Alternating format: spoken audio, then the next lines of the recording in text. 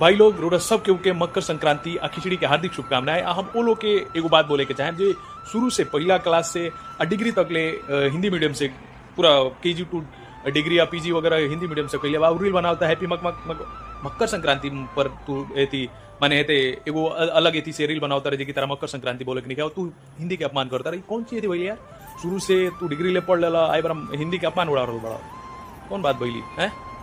तनी शर्म कर लो। कौना बात के जब तारा मकर संक्रांति नहीं के बोले क्या हुआ, कौना बात के डिग्री ले पढ़ ले बड़ा हो। अपमान अगर तू नहीं खा शुभकामना दे सकता या फिर नहीं खा यदि कर सकत, अपमान मत कर।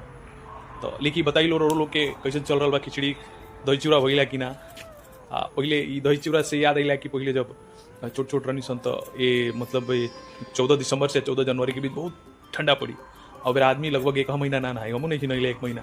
वो 14 के उन्हें नहाल जाइए एक बार, ये 14 के नहाइए 1 महीना बाद बाप रे एकदम गर्म पानी करके मल छोड़ा छोड़ा लोग नहवाई। तो वो दिन याद आइला। लेकिन लोग बताई लोग का हाल चाल बा कैसे चलता रहो लोग के मकर संक्रांति। हालांकि इंडिया में एक बार छुट्टी हुई आज मतलब 14 तारीख के 15 तारीख के दिन खिचड़ी पर छुट्टी रहा अपने यहाँ। लेकिन ये फीजी में कोनो थी नहीं कि हम अभी जस्ट जॉब से ही नहीं है आपका नहीं देखिए। अरे जब डेली ब्लॉग के हम शुरुआत के लिए बन तो ई कैसे मिस हो जाए तो कहीं चलो लगे हाथ में खिचड़ी विश कर दें मकर संक्रांति। ब्लॉग 2 भी पार्ट 2 भी बनी मतलब डे 2। तो चलो प्यार दुलार बने रही लो। मिलते हैं कोनो अगला वीडियो में, तब तक खतरा प्रणाम नमस्कार।